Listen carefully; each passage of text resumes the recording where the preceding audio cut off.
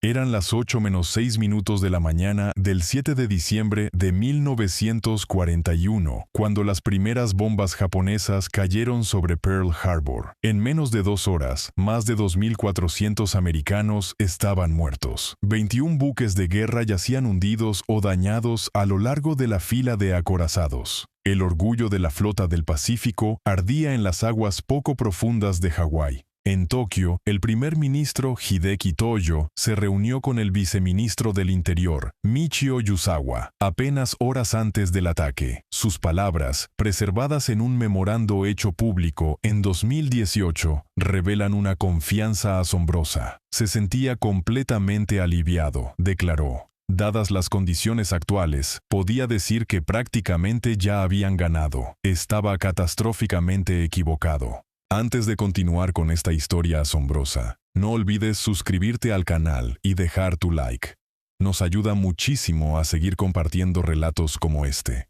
Y ahora, sigamos. Japón perdió la Guerra del Pacífico antes de disparar un solo tiro, no en el campo de batalla, sino en la mente de líderes que se convencieron a sí mismos de que una nación de individualistas blandos jamás sostendría una lucha a 8.000 kilómetros de su territorio. Fue el fallo de inteligencia más costoso del siglo XX.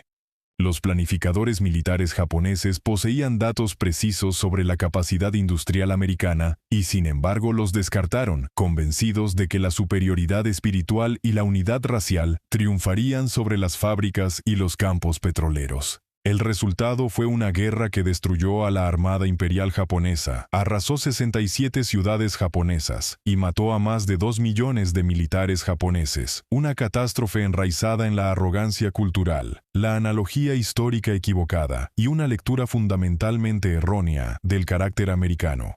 Las evaluaciones japonesas previas a la guerra sobre Estados Unidos descansaban en una combinación tóxica de datos industriales precisos y suposiciones culturales descabelladamente equivocadas. La visión predominante entre el liderazgo japonés caracterizaba a los americanos como ruidosos, vulgares, materialistas y superficiales, una civilización carente de dimensión espiritual y cultural. Intelectuales y oficiales militares japoneses por igual creían que la sociedad americana era fundamentalmente decadente, un pueblo obsesionado con la comodidad y el placer en lugar del deber y el sacrificio. Un diplomático americano destinado en Nagoya, antes de la guerra, reportó que, aunque las élites japonesas admiraban genuinamente los logros industriales y científicos americanos, apreciaban muy poco sus logros culturales o espirituales. Se veía al americano promedio como técnicamente hábil, pero intelectualmente poco desarrollado, buscador de placer e incapaz de sacrificio colectivo. El cine americano reforzaba esa percepción, retratando una sociedad consumida por el entretenimiento, el lujo y las búsquedas individuales antes que por un propósito nacional. Dos pilares ideológicos reforzaban esta visión. El Yamato Damashi, o espíritu japonés, sostenía que los japoneses poseían una superioridad espiritual única, capaz de superar cualquier desventaja material. No era mera propaganda, sino una creencia profundamente arraigada en siglos de tradición cultural, reforzada por la exitosa modernización de la era Meiji. Japón había transformado su nación de un aislamiento feudal a una potencia mundial en una sola generación, mediante pura fuerza de voluntad y determinación colectiva. Sin duda, razonaban, ese mismo espíritu podría superar al materialismo americano. El Bushido, el código guerrero, proveía el segundo pilar, dictando que la muerte era preferible a la rendición, una convicción que llevaba a los planificadores japoneses a suponer que sus enemigos carecían de una resolución equivalente. Los soldados japoneses eran entrenados para morir por su emperador. Los soldados americanos, creían, combatían por dinero y comodidad, y huirían cuando el combate se volviera serio. El historiador británico H. P. Wilmot identificó la creencia central que animaba el pensamiento estratégico japonés. Japón era una nación creada y vigilada por los dioses, gobernada por un dios. Esta dimensión religiosa proporcionaba la base de la creencia en la superioridad del compromiso marcial japonés, el Yamato Damashi, que constituía la garantía contra la derrota nacional. En el pensamiento japonés, los americanos podían tener más fábricas, más barcos, más aviones, pero carecían del alma de una nación guerrera. El espíritu, en el análisis final, triunfaría sobre el acero. La historia parecía validar aquellas convicciones. Japón había derrotado a China en 1895, tomando Taiwán y estableciendo su dominio sobre Corea. Más notablemente aún, había derrotado a Rusia en 1905, a pesar de ser materialmente más débil. La guerra ruso-japonesa había demostrado que una nación asiática podía derrotar a una gran potencia europea mediante un espíritu de combate superior y una audacia estratégica. Aquella victoria sobre Rusia resultaba particularmente seductora como modelo para una guerra contra América. Un ataque naval sorpresa en Port Arthur había paralizado a la flota rusa del Pacífico incluso antes de que se declarara la guerra. La campaña terrestre subsiguiente en Manchuria había sido brutal y costosa, pero Japón había prevalecido gracias a su tenacidad y a su disposición a aceptar bajas que hubieran quebrado a una nación más blanda. La decisiva batalla de Tsushima había aniquilado a la flota rusa del Báltico tras su viaje de casi 30.000 kilómetros hasta el Pacífico, una victoria tan completa que sigue siendo uno de los enfrentamientos navales más unilaterales de la historia. Y lo más importante, Rusia había pedido la paz. La potencia más grande, más rica, más poblada, había concluido que la victoria no valía el costo y había negociado términos favorables para Japón. Los planificadores japoneses de 1941 modelaron su estrategia explícitamente sobre aquel precedente. Lanzarían un ataque sorpresa para paralizar el poder naval americano. Tomarían un vasto perímetro defensivo a través del Pacífico. Infligirían bajas tan severas que los americanos, blandos y amantes de la comodidad, calcularían que recuperar posesiones coloniales distantes sencillamente no valía la sangre y el tesoro requeridos. América negociaría, tal como lo había hecho Rusia. La diversidad racial americana se consideraba una debilidad crítica que Rusia no había poseído, donde Japón veía la homogeneidad racial como fuente de fortaleza nacional. Un solo pueblo unido por sangre, cultura y emperador, la población inmigrante de América se interpretaba como prueba de que el país se fracturaría bajo presión. ¿Cómo podría una nación de alemanes, irlandeses, italianos, judíos y africanos, gente sin ascendencia común ni fe común, unirse jamás para un sacrificio prolongado? La democracia americana se consideraba productora de indecisión, disputas faccionales e incapacidad de sostener un sacrificio prolongado. Las democracias, creían los estrategas japoneses, eran inherentemente débiles en la guerra porque sus líderes debían responder a la opinión pública en lugar de actuar con decisión. No todos los líderes japoneses compartían este delirio. El almirante Isoroku Yamamoto, comandante en jefe de la flota combinada, y el hombre que había planeado el ataque a Pearl Harbor, había pasado años en Estados Unidos y sabía mejor que nadie cuán peligrosas eran esas suposiciones. Yamamoto había estudiado en Harvard entre 1919 y 1921, perfeccionando su inglés y estudiando la cultura y la industria americanas. Había servido como agregado naval en Washington entre 1926 y 1928, viajando extensamente por el corazón de América. Había visitado las fábricas de automóviles de Detroit y los campos petroleros de Texas. Se había vuelto un ávido jugador de póker, un juego que le enseñó sobre el riesgo calculado, el farol, y cuándo saber que uno está vencido. Lo que vio en América lo aterrorizó. A diferencia de sus colegas en Tokio, que conocían a Estados Unidos únicamente a través de cables diplomáticos e informes de inteligencia, Yamamoto había caminado por calles americanas, había hablado con trabajadores americanos y había visto la industria americana de primera mano. Comprendía que aquella alegre sociedad de consumo americana escondía un poder latente enorme. Aquellas fábricas de automóviles podían convertirse en fábricas de tanques. Aquellos campos petroleros podían alimentar una flota más grande de lo que Japón jamás podría imaginar. Aquellos americanos informales y casuales que parecían tan poco disciplinados podían, una vez despertados, mostrar una determinación equiparable a la de cualquier samurái. Sus advertencias eran directas y específicas. Cualquiera que hubiera visto las fábricas de automóviles de Detroit y los campos petroleros de Texas, le decía a sus colegas, sabría que a Japón le faltaba el poder nacional para una carrera naval con América. A un grupo de escolares en 1940 les dijo, sencillamente, que Japón no podía vencer a América y que por lo tanto Japón no debía combatir a América. No eran preocupaciones ociosas de un hombre tímido, sino el juicio meditado del estratega naval más brillante de Japón. En lo que se convertiría en su declaración verificada más famosa, Yamamoto advirtió al primer ministro Fumimaro Konoe, a finales de 1940, exactamente lo que traería una guerra contra América. Si se le ordenaba combatir sin importar las consecuencias, corretearía libremente durante los primeros 6 meses o el primer año, pero no tenía absolutamente ninguna confianza para el segundo o tercer año.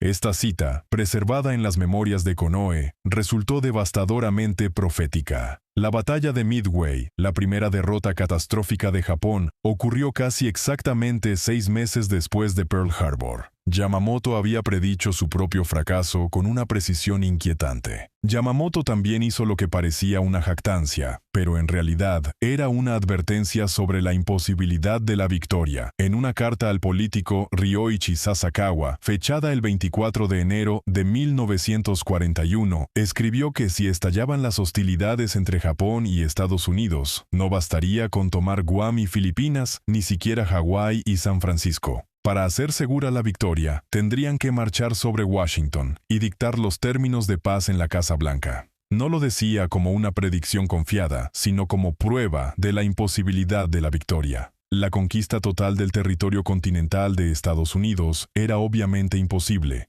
Por lo tanto, la victoria total era imposible. Por lo tanto, la guerra debía evitarse. Y sin embargo, la disidencia de Yamamoto no cambió nada. El ejército dominaba la política japonesa y el ejército quería la guerra. Yamamoto fue enviado al mar como comandante de la flota combinada, en parte para protegerlo de asesinos militaristas que se oponían a su postura antibélica. Fanáticos ultranacionalistas ya habían asesinado a varios opositores prominentes de la guerra. Cuando el conflicto se volvió inevitable, a pesar de sus advertencias, Yamamoto concluyó que, si había que librarlo, no veía a nadie más que a sí mismo al mando. Concibió Pearl Harbor como una apuesta desesperada para ganar tiempo, no para ganar de forma definitiva, un golpe de gracia que quizás, apenas quizás, le diera a Japón el respiro suficiente para consolidar sus ganancias antes de que el poder industrial americano pudiera desplegarse por completo. Vale la pena aclarar una cita famosa, porque es casi con toda certeza ficción. La frase temo que todo lo que hemos hecho es despertar a un gigante dormido y llenarlo de una terrible determinación, aparece en incontables documentales y libros de historia atribuida a Yamamoto. Apareció por primera vez en la película de 1970 Tora. El director Richard Fleischer dijo que el productor Elmo Williams la atribuía al diario de Yamamoto, pero Yamamoto jamás llevó un diario. El guionista afirmó haberla encontrado en una carta de 1943, pero jamás pudo producir el documento. Historiadores como Donald Goldstein, de la Universidad de Pittsburgh, y otros, han concluido que no existe evidencia de que Yamamoto la dijera jamás. Captura su sentimiento a la perfección, lo cual es quizás la razón por la que ha demostrado tanta permanencia, pero es diálogo de Hollywood, no registro histórico. La declaración auténtica más cercana proviene de una carta del 9 de enero de 1942 al editor Ogata Taketora, escrita apenas un mes después de Pearl Harbor. Un hombre militar apenas puede enorgullecerse de haber golpeado a un enemigo dormido. Es más bien motivo de vergüenza, simplemente para quien golpea, incluso en la victoria. Yamamoto no sentía triunfo, solo presentimiento. La Conferencia Imperial del 1 de diciembre de 1941, que aprobó la guerra contra Estados Unidos, descansaba sobre 5 suposiciones interconectadas. Cada una de ellas resultó equivocada. Primero, Los líderes japoneses creían que el aislacionismo americano estaba profundamente arraigado y persistiría incluso después de un ataque. Observaban el movimiento America First, la reticencia del Congreso a armarse, el deseo generalizado de mantenerse fuera de guerras extranjeras. Seguramente, un ataque en el lejano Pacífico no revertiría esos sentimientos. Segundo, asumían que la guerra se libraría demasiado lejos del territorio continental americano como para que los ciudadanos sostuvieran su interés. Filipinas y Guam no significaban nada para un granjero de Kansas o un obrero de fábrica de Nueva York. ¿Por qué sacrificarían a sus hijos por islas que no podían encontrar en un mapa? Tercero, esperaban que destruir la flota del Pacífico eliminara la proyección de poder americana durante 12 a 18 meses, tiempo durante el cual Japón podría consolidar un perímetro defensivo que se extendería desde las Aleutianas, pasando por Midway, Wake, las Marshall, las Gilbert, Rabaul, las Indias Orientales holandesas y Birmania.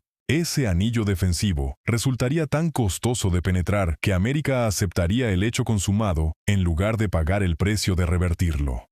Cuarto, creían que Alemania mantendría ocupadas a Gran Bretaña y Estados Unidos en Europa. El Atlántico exigiría la atención americana y Japón solo enfrentaría una porción del poder americano, dividida además entre dos océanos. Quinto, y lo más crítico, asumían que los americanos, poco dispuestos a sostener bajas pesadas por posesiones coloniales distantes que jamás les habían importado, negociarían la paz en términos favorables a Japón, tal como lo había hecho Rusia en 1905.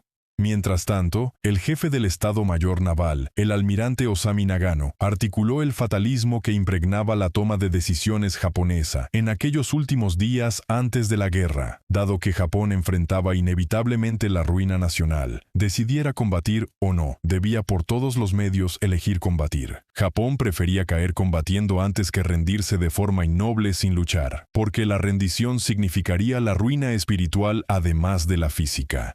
Esto no era pensamiento estratégico, era la aceptación fatalista de un desastre probable, combinada con la esperanza de que, de alguna manera, el espíritu prevaleciera. Como concluyó la historiadora Eri J. tras una exhaustiva investigación de archivo, cuando Japón atacó a Estados Unidos en 1941, sus líderes, en gran medida, comprendían que entraban en una guerra que casi con certeza perderían. La velocidad de las conquistas iniciales de Japón superó incluso sus propias proyecciones optimistas. En 6 meses, el imperio japonés se expandió hasta abarcar aproximadamente una séptima parte de la superficie del planeta, desde las heladas islas Aleutianas en el norte hasta las selvas humeantes de Nueva Guinea en el sur, desde la frontera de la India en el oeste hasta los accesos a Hawái en el este. Los planificadores japoneses habían esperado perder una cuarta parte de sus fuerzas en las ofensivas iniciales. Las pérdidas reales fueron insignificantes. La enfermedad de la victoria, la llamaban los japoneses Senshubyo, y infectó cada nivel de mando. El calendario resultó devastador para los aliados. Pearl Harbor, el 7 de diciembre de 1941, mató a más de 2.400 americanos y hundió o dañó 21 barcos, incluyendo 8 acorazados que representaban la columna vertebral del poder naval americano en el Pacífico. Guam cayó el 10 de diciembre, tras apenas horas de combate. Su guarnición de unos 550 hombres apenas contaba con 100 rifles, sin artillería, sin aviones. Jamás tuvieron una oportunidad. Wake resistió heroicamente durante 16 días. Una diminuta guarnición de marines y trabajadores civiles de construcción combatiendo contra probabilidades abrumadoras. El 11 de diciembre, los defensores de Wake repelieron el primer asalto anfibio japonés, con baterías costeras y Wildcats de la Marina hundiendo los destructores Hayate y Kisaragi y dañando otras naves. Fue la única vez, en toda la Guerra del Pacífico, que un desembarco anfibio fue repelido. El mensaje del comandante Winfield Scott Cunningham capturó las desesperadas horas finales cuando una fuerza japonesa masivamente reforzada regresó. Enemigo en la isla, asunto en duda. Wake cayó el 23 de diciembre, pero su resistencia había retrasado el calendario japonés e infligido pérdidas que avergonzaron a Tokio. Singapur cayó el 15 de febrero de 1942, con aproximadamente 85,000 soldados aliados y de la Commonwealth rindiéndose, la mayor capitulación en la historia británica. Los británicos habían construido Singapur como una fortaleza inexpugnable, el Gibraltar de Oriente, y las fuerzas japonesas bajo el general Tomoyuki Yamashita la habían capturado en 70 días, atacando por la península de Malaya desde el norte, mientras los cañones británicos apuntaban inútilmente hacia el mar. La batalla del Mar de Java, el 27 de febrero, destruyó el poder naval aliado en el sudeste asiático en un enfrentamiento de 7 horas que mató a 2.300 marineros aliados frente a apenas 36 japoneses. Las Indias Orientales holandesas, con sus preciados campos petroleros que Japón desesperadamente necesitaba, se rindieron formalmente el 9 de marzo. Filipinas produjo la mayor rendición americana de la historia. Tras 3 meses de resistencia desesperada en la península de Bataan, donde las tropas con media ración sufrían malaria, disentería y beriberi, donde menos de la mitad se consideraba efectiva para el combate, el mayor general, Edward King, rindió a aproximadamente 75,000 soldados americanos y filipinos el 9 de abril de 1942. La subsiguiente Marcha de la Muerte de Bataan mató a un estimado de entre 500 y 650 americanos y entre 5,000 y 18,000 filipinos, a lo largo de casi 105 kilómetros de marcha forzada bajo el calor tropical, sin comida ni agua adecuadas. Corregidor. La isla Fortaleza, en la boca de la bahía de Manila, cayó el 6 de mayo. El general Jonathan Wainwright permanecería prisionero hasta 1945. Aquellas victorias reforzaban cada suposición japonesa. Fuerzas americanas se habían rendido por decenas de miles. Fuerzas británicas se habían rendido por decenas de miles. Fuerzas holandesas se habían rendido. Las supuestamente invencibles potencias coloniales blancas se habían desmoronado ante el primer desafío serio. Para marzo de 1942, el liderazgo militar japonés concluyó que sus planes de guerra habían sido demasiado conservadores y pesimistas. Quizás el espíritu sí podía triunfar sobre la materia.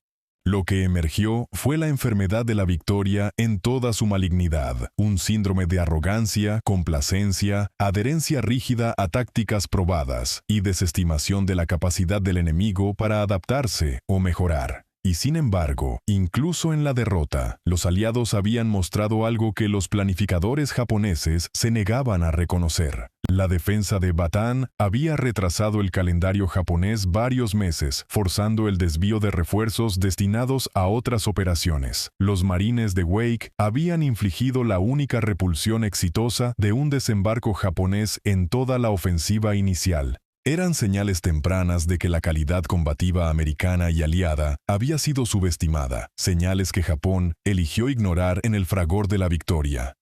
El 18 de abril de 1942, 16 bombarderos B-25 Mitchell, bajo el teniente coronel James Doolittle, despegaron del USS Hornet a unos 1,000 kilómetros de Japón. Era la primera vez que bombarderos medianos volaban desde la cubierta de un portaaviones en combate, una improvisación que había parecido imposible hasta que la audacia americana la volvió real. 80 aviadores voluntarios volaron lo que sabían era esencialmente una misión sin retorno. Los bombarderos no podían aterrizar de vuelta en el portaaviones. Golpearían Japón y continuarían hacia China, esperando alcanzar territorio amigo antes de quedarse sin combustible. El daño físico a Tokio, Yokohama, Nagoya, Osaka y Kobe fue mínimo, apenas unas pocas docenas de edificios destruidos, unos 50 japoneses muertos, pero el impacto psicológico fue sísmico. Para América fue un salvavidas moral durante el período más oscuro de la guerra. En los meses posteriores a Pearl Harbor, con derrota tras derrota por todo el Pacífico, los americanos necesitaban desesperadamente pruebas de que podían contraatacar. Doolittle les dio esa prueba. Los titulares anunciaban que bombas americanas habían caído sobre la propia capital japonesa. Los detalles no importaban. El simbolismo lo era todo. Para Japón, la incursión expuso la defensa de la patria como una ficción y avergonzó al liderazgo militar que le había prometido al emperador que su sagrada persona jamás correría peligro por ataque enemigo.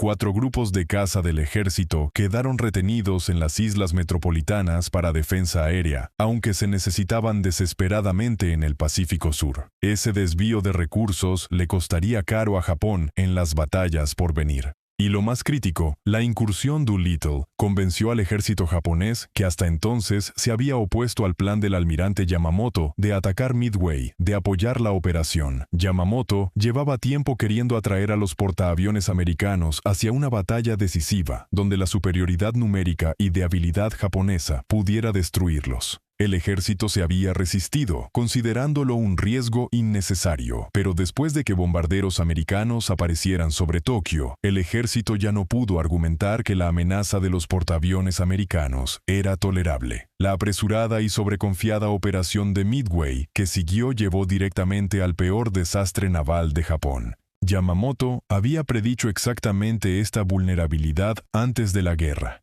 Si los americanos realmente decidían atacarlos, no habría forma de defender una ciudad como Tokio. Los pilotos de Doolittle le dieron la razón. La batalla de Midway, librada del 4 al 7 de junio de 1942, fue el punto de inflexión decisivo de la Guerra del Pacífico, y llegó casi exactamente 6 meses después de Pearl Harbor, tal como Yamamoto había predicho. Los americanos no deberían haber ganado. Yamamoto llevó a la batalla 4 portaaviones de flota, 2 portaaviones ligeros, 11 acorazados y más de 250 aviones. Los americanos tenían 3 portaaviones, ningún acorazado y unos 230 aviones. Los pilotos japoneses eran veteranos de combate con años de experiencia. Muchos pilotos americanos jamás habían visto combate. Según cualquier métrica convencional, Japón debería haber logrado la victoria decisiva que Yamamoto buscaba. Pero los americanos habían descifrado el código naval japonés. La estación Haipo del comandante Joseph Rochefort en Pearl Harbor había penetrado el cifrado JN-25B, dándole al almirante Chester Nimitz algo que Yamamoto no sabía que le faltaba: inteligencia precisa sobre las intenciones japonesas. Nimitz conocía el objetivo de Yamamoto, el momento y la composición de la fuerza. Sabía que la flota japonesa se aproximaría a Midway desde el noroeste. Sabía aproximadamente cuándo llegaría el ataque. Cuando Washington dudó de que el objetivo fuera realmente Midway, el teniente Jasper Holmes, del equipo de la estación Haipo, ideó una confirmación ingeniosa. La guarnición de Midway envió un mensaje sin cifrar, reportando que su planta de destilación de agua se había averiado. La inteligencia japonesa fue interceptada poco después, reportando que AF, la designación japonesa para su objetivo, escaseaba de agua. El objetivo quedó confirmado.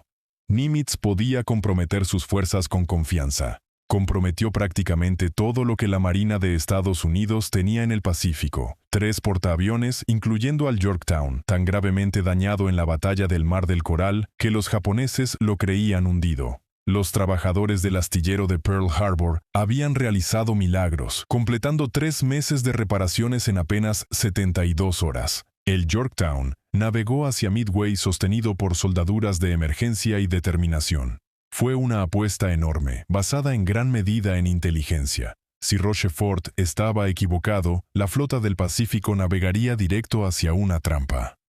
Los minutos decisivos de la batalla llegaron aproximadamente a las 10:20 de la mañana del 4 de junio, cuando los bombarderos en picado SB de Dauntless, del Enterprise y el Yorktown llegaron sobre los portaaviones del almirante Nagumo, prácticamente sin oposición, en gran altitud.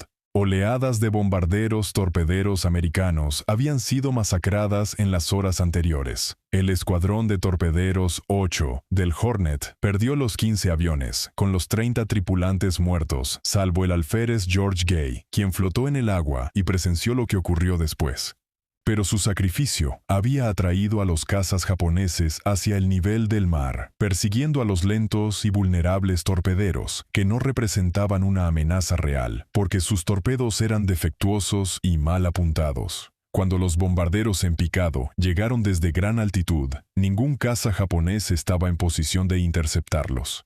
Abajo, las cubiertas de los portaaviones de Nagumo eran un caos abarrotado. Los aviones estaban siendo rearmados y reabastecidos. Bombas y torpedos yacían expuestos. Mangueras de combustible serpenteaban por las cubiertas. Los japoneses preparaban un ataque contra los portaaviones americanos que Nagumo acababa de descubrir estaban en la zona, un hallazgo que había sumido sus planes en confusión. Los bombarderos en picado golpearon a 3 portaaviones en cuestión de minutos. El Akagi, el Kaga y el Soryu quedaron fatalmente alcanzados, sus cubiertas de vuelo convertidas en infiernos mientras el combustible y la munición explotaban. El Hiryu, el 4º portaaviones, escapó del ataque inicial y lanzó un contraataque que encontró y dañó al Yorktown. Pero los bombarderos americanos encontraron al Hiryu esa misma tarde y también lo enviaron al fondo. Japón perdió 4 portaaviones de flota, el núcleo de la fuerza que había atacado Pearl Harbor, junto a un crucero pesado, más de 300 aviones y aproximadamente 3.000 hombres. No eran solo barcos y aviones, sino mecánicos, armeros y tripulaciones de cubierta de vuelo, irreemplazables, formados a lo largo de años. América perdió un portaaviones, un destructor, unos 150 aviones y 307 hombres.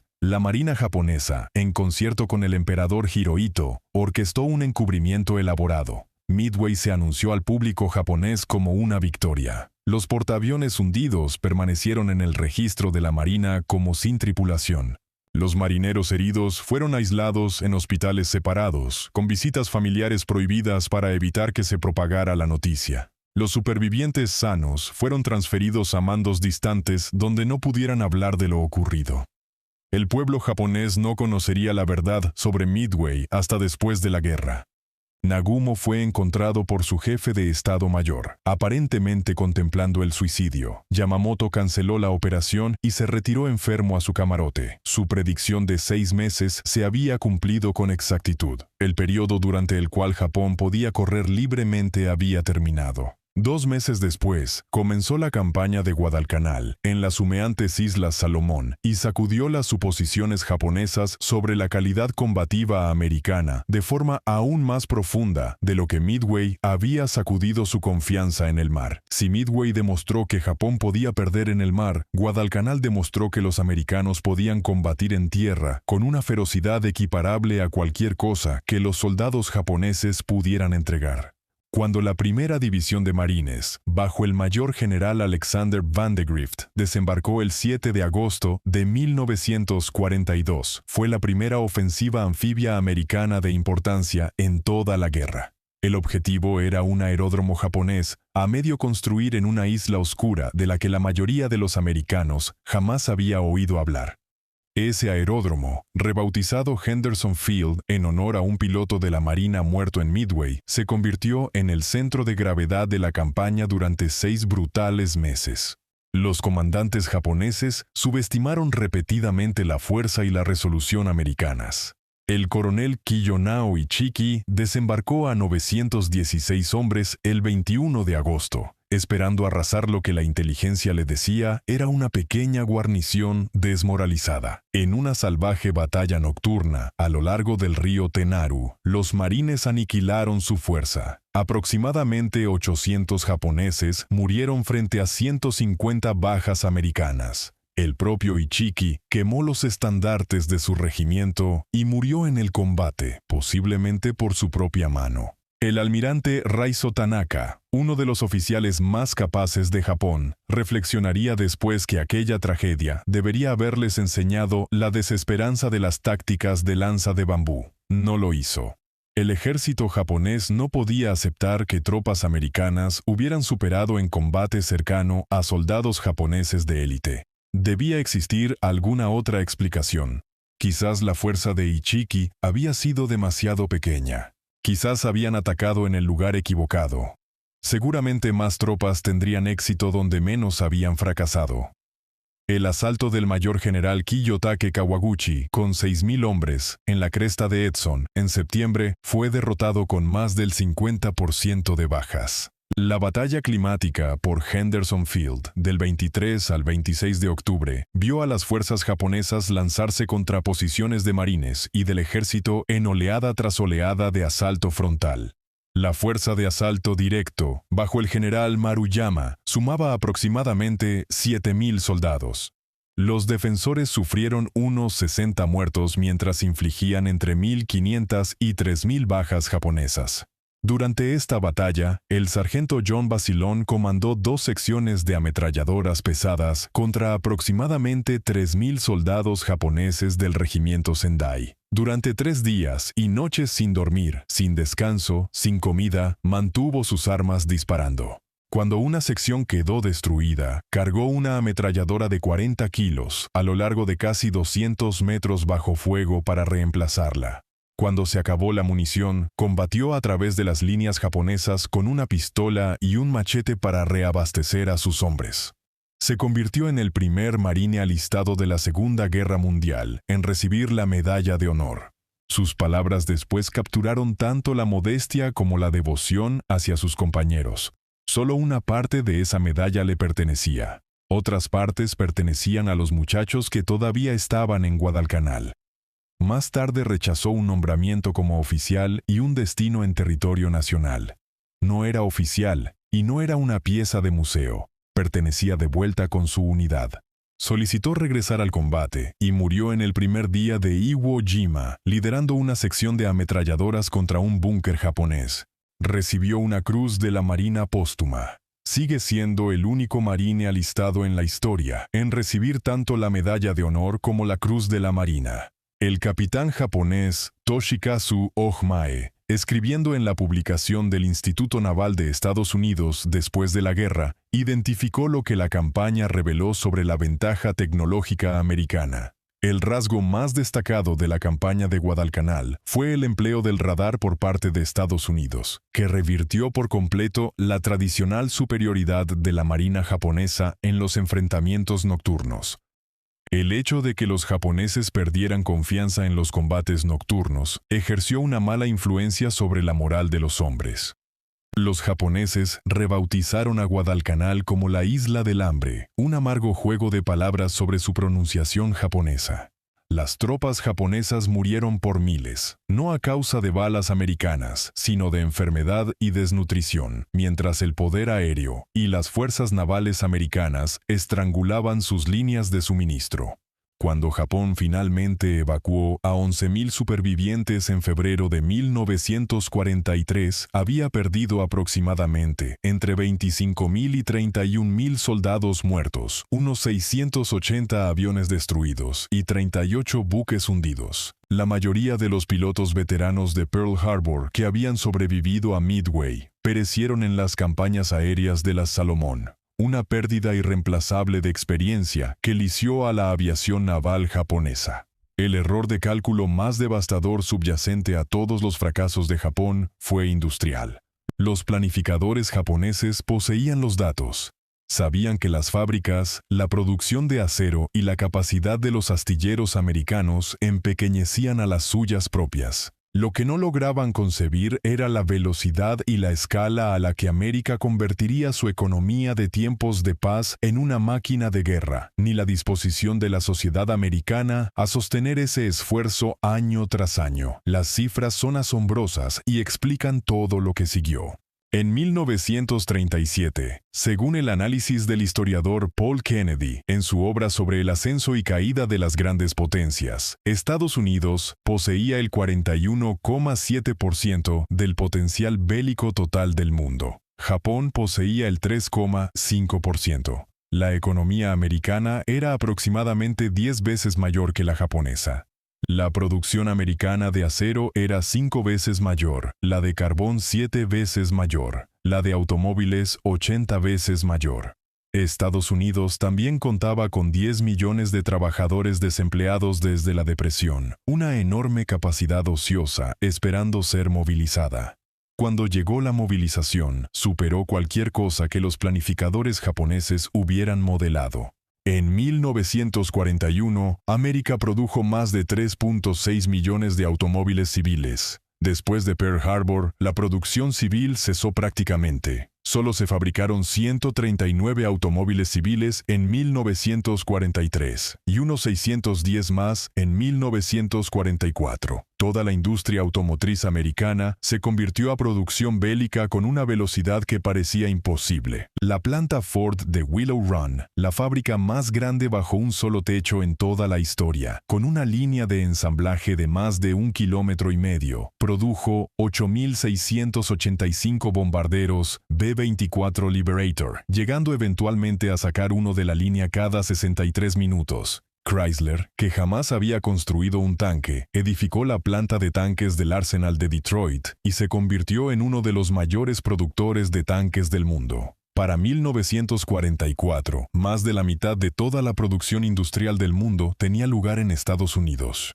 La comparación de construcción naval cuenta la historia de forma más vívida, para lo que fue fundamentalmente una guerra naval. Durante el conflicto, Estados Unidos construyó más de 150 portaaviones de todos los tipos, portaaviones de flota, portaaviones ligeros y portaaviones de escolta. Japón construyó 17. América construyó 10 acorazados nuevos frente a los 2 de Japón. América construyó 349 destructores frente a los 63 de Japón. América construyó 203 submarinos frente a los 167 de Japón. En marina mercante, América produjo casi 34 millones de toneladas, comparadas con poco más de 4 millones de Japón. El programa de los buques Liberty encarnó el genio industrial americano. Los astilleros de Henry Kaiser construyeron 2.710 buques Liberty entre 1941 y 1945. A comienzos de la guerra, cada barco tomaba 355 días y 1.400.000 horas, hombre, para completarse.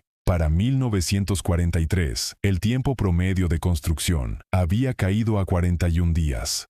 El récord, el SS Robert E. Peary, se ensambló en 4 días, 15 horas y 29 minutos, desde la colocación de la quilla hasta el lanzamiento, 250.000 piezas, con un peso de más de 6 millones de kilos. La producción de aviones fue igualmente desigual. Estados Unidos produjo 324.750 aviones durante la guerra, frente a los 76.320 de Japón, una proporción de 4,3 a 1. Pero la estadística más devastadora es esta. Solo en 1944, las fábricas americanas construyeron 96.318 aviones, más aviones en un solo año de los que Japón produjo en toda la guerra. La brecha de calidad se ampliaba simultáneamente con la brecha de cantidad. América introducía continuamente diseños superiores. El F-6F Hellcat, que dominaba al cero, el F-4U Corsair, que aterrorizaba los aeródromos japoneses, el P-51 Mustang, que dominaba los cielos. Mientras tanto, Japón dependía en gran medida de variantes de la A6M0, claramente superado para 1943.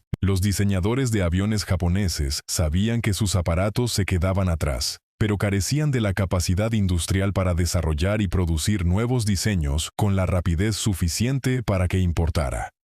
Las estimaciones de inteligencia japonesas resultaron catastróficamente equivocadas. Japón estimaba la fuerza del personal de la Marina de Estados Unidos en aproximadamente 309.000 hacia finales de 1943. La cifra real era de 2,37 millones, una subestimación por un factor de 7. Japón estimaba la construcción naval mercante americana en 5 millones de toneladas para 1943. La cifra real fue de 19,2 millones de toneladas.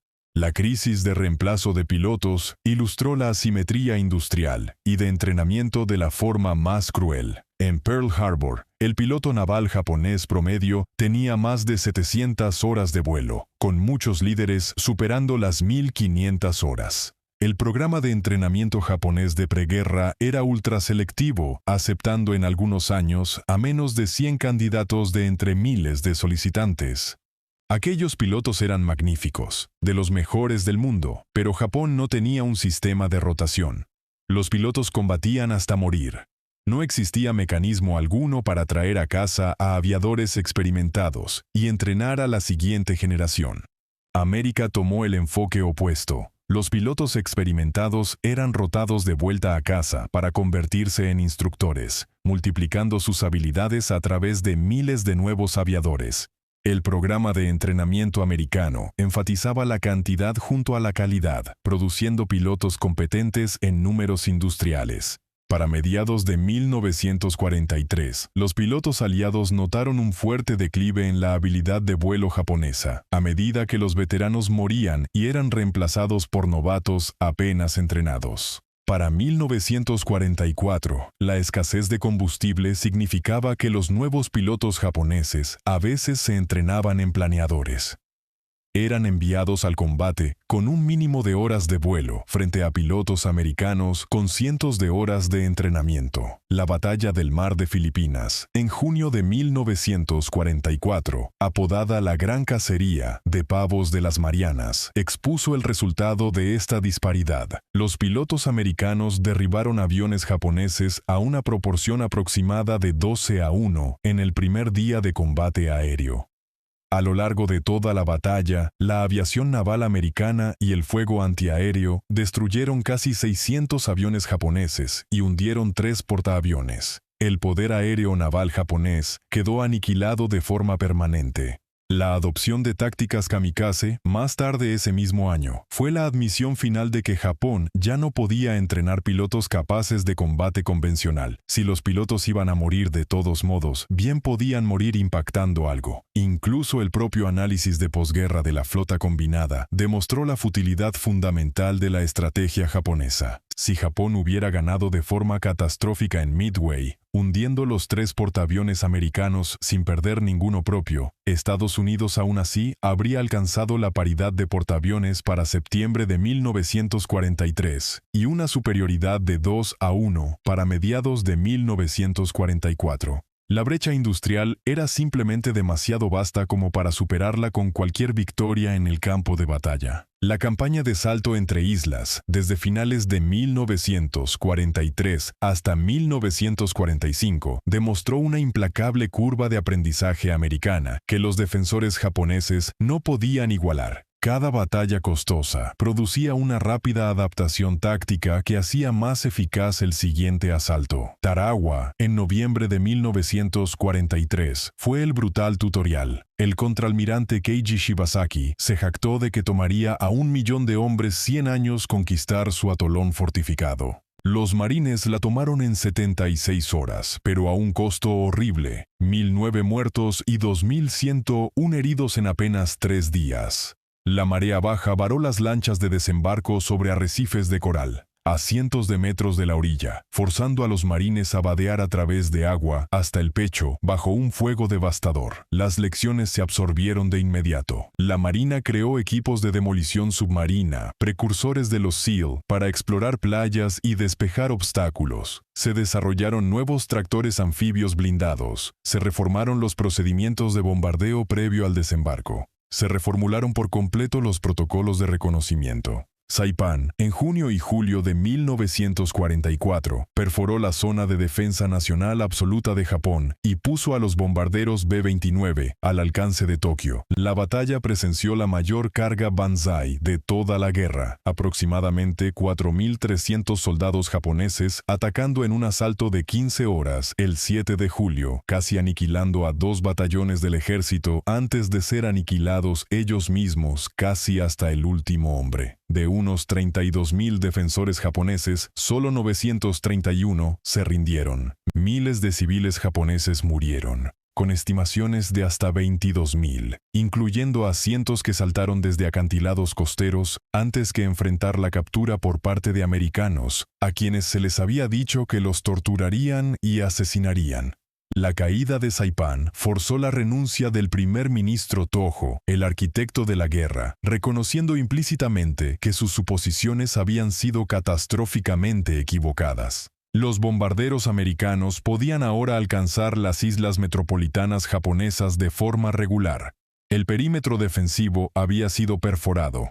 La guerra que Japón había esperado evitar, una guerra de desgaste contra el poder industrial americano, había llegado. Iwo Jima, en febrero y marzo de 1945, mostró que los japoneses también habían aprendido, al menos en tácticas defensivas. El teniente general Tadamichi Kuribayashi transformó 20 kilómetros cuadrados de roca volcánica en 18 kilómetros de túneles subterráneos que conectaban búnkeres, posiciones de artillería y posiciones de combate. Prohibió las derrochadoras cargas Banzai, que habían malgastado vidas japonesas en batallas anteriores, una desviación radical de la doctrina que sus propios oficiales inicialmente resistieron. La batalla de 36 días costó 6.821 muertos americanos en total, incluyendo casi 6.000 marines y unos 19.000 heridos. Las pérdidas japonesas fueron de aproximadamente 18.000 a 21.000 muertos. Fue una de las pocas batallas del Pacífico donde las bajas totales americanas superaron a las del enemigo. Okinawa, entre abril y junio de 1945, fue el terrible clímax de la campaña y un anticipo de lo que costaría una invasión de las islas metropolitanas japonesas. La batalla de 82 días involucró a más de 500.000 efectivos americanos y produjo más de 12.500 muertos americanos y aproximadamente 49.000 bajas totales. Los ataques kamikaze japoneses en Okinawa lanzaron aproximadamente 2.000 aviones en incursiones masivas, dañando 368 barcos aliados y hundiendo 36. La Marina de Estados Unidos sufrió más bajas en Okinawa que en cualquier enfrentamiento anterior de toda su historia. El superacorazado Yamato, el mayor buque de guerra jamás construido, zarpó en una misión suicida de un solo sentido, con combustible suficiente apenas para alcanzar Okinawa, y fue hundido por aviones americanos antes de acercarse siquiera. La progresión desde la defensa convencional hasta las tácticas suicidas masivas trazó el arco de la desesperación japonesa. Cargas Banzai en Saipan, adopción oficial de tácticas kamikaze en Filipinas.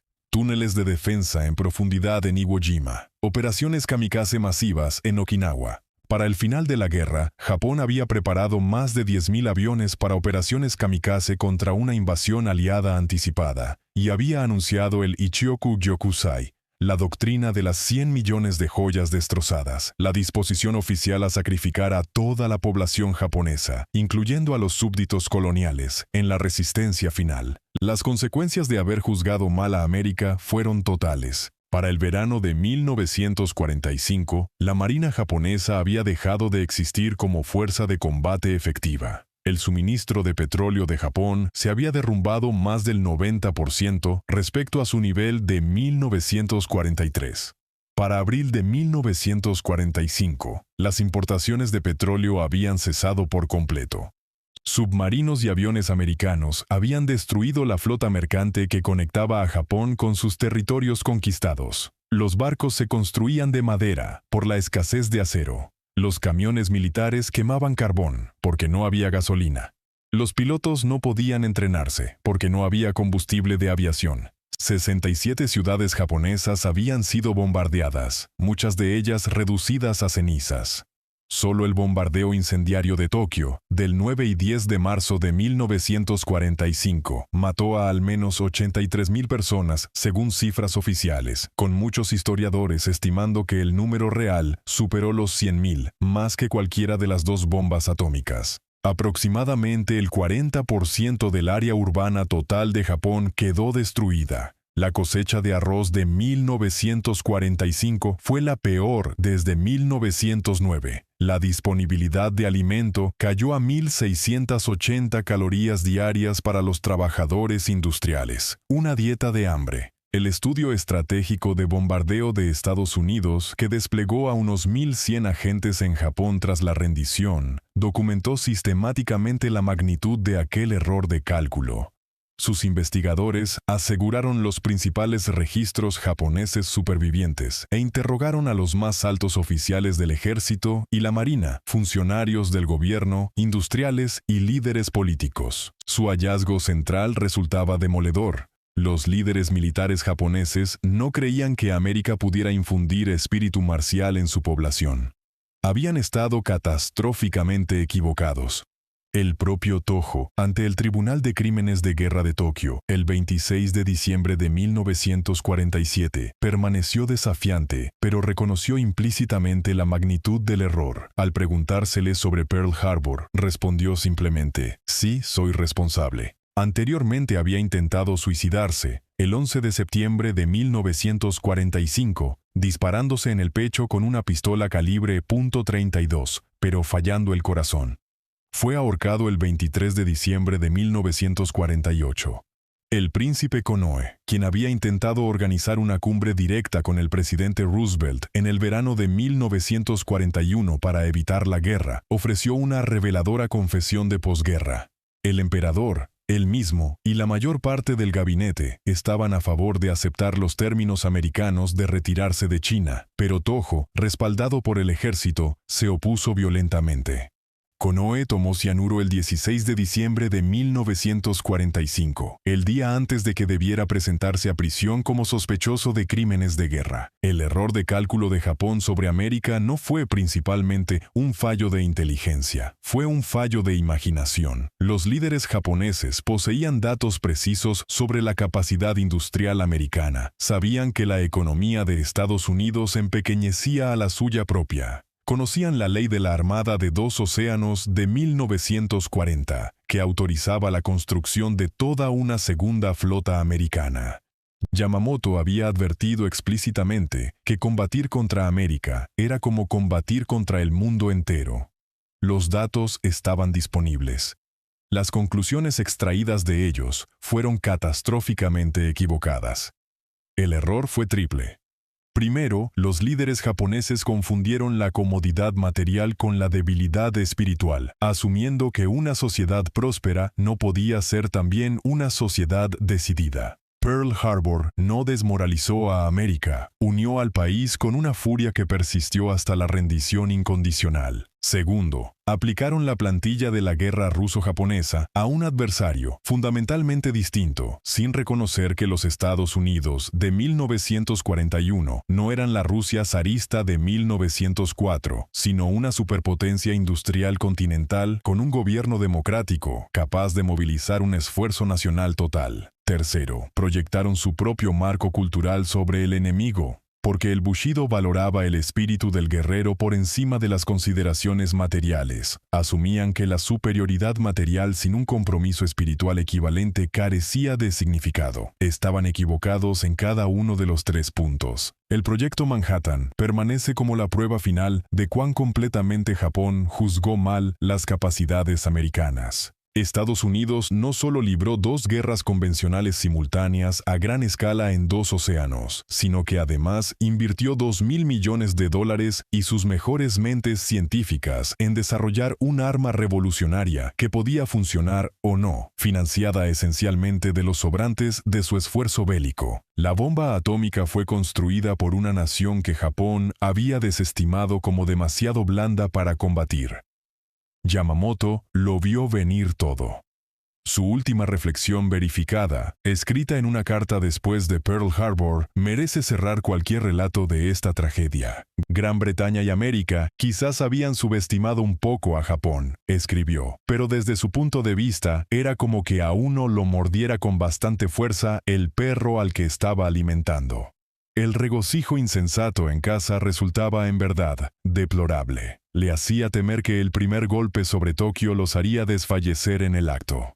Fue asesinado el 18 de abril de 1943, exactamente un año después de que la incursión Doolittle le diera la razón sobre la vulnerabilidad de Tokio. Cazas americanos P-38, guiados por códigos japoneses descifrados, emboscaron su avión de transporte sobre Bougainville. Su cuerpo fue hallado todavía aferrado a su espada de samurái, reliquia de una tradición marcial que había llevado a su nación a la ruina. Si esta historia te impactó, ayúdanos a seguir contándolas suscribiéndote al canal ahora mismo. Dale like al video si llegaste hasta aquí y activa la campanita de notificaciones para no perderte ninguna de nuestras próximas historias de la Segunda Guerra Mundial. Cada suscripción, cada like y cada notificación activada nos ayudan muchísimo a seguir creciendo y a seguir trayendo relatos como este directamente desde el frente. Nos vemos en el próximo video, aquí en Historias del Frente Mundial.